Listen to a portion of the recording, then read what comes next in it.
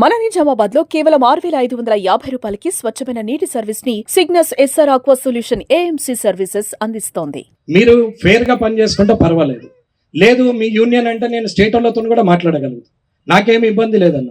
నేను సిపిఐలతోని, సిపిఎంలతోని, బీజేపీలతోని, అనుబంధ సంస్థలు ఏసీటీ ఉంటే కాంగ్రెస్ వాళ్ళతోని అందరితో మాట్లాడగలుగుతాను, నాకేమి ఇబ్బంది లేదన్న. నేను ఎంత కిందికి పోతానో అంత మీదికి పోగలుగుతాను, కారణం నా నిజాయితీ. నేను మాట్లాడితే ఎదుటోని కూడా భయం. కానీ మీరు దాన్ని మిస్యూజ్ చేసే ప్రోగ్రాంలు చేస్తే మాత్రం నేను పేర్లు చెప్తా వింటాం సార్ అని అంటే మిమ్మల్ని లోపల అంటే నేను కూడా మీకు వాయిస్ రికార్డింగ్లు విత్ ఎవిడెన్స్లు ఎవరు పైసలు తీసుకున్నారు, దేనికోసం తీసుకున్నారు సహా చూపెడతాం. లేదన్నా అయింది అయిపోయింది, ఏది ఓన్ పేరు అవసరం లేదు, మారుతాం అంటే 2 నెలలు సమయం. ఇది మార్చ్, ఏప్రిల్ 30 తర్వాత మే 1 నుంచి నేనే ఫీల్డ్లోకి వస్తా, నేనే ప్రతి వార్డు తిరుగుతా. అమ్మ నేను మారుతారు అని చెప్పి మీకు చెప్పిపోయినా, మారకపోతే కష్టం. ఇది మీరు ఆలోచించుకొని నిర్ణయం తీసుకోవాలి. కానీ ఎవడో బుద్ధి తక్కువ ఎగేస్తే మీరు వచ్చి అల్లరి చేస్తే ఇజ్జత్ ఎవరిది పోతుంది? ఎవరిది పోతుంది? మరి మున్సిపల్ అంటే వాళ్ళు మరి మీది కాదు నాది కూడా పోతుంది.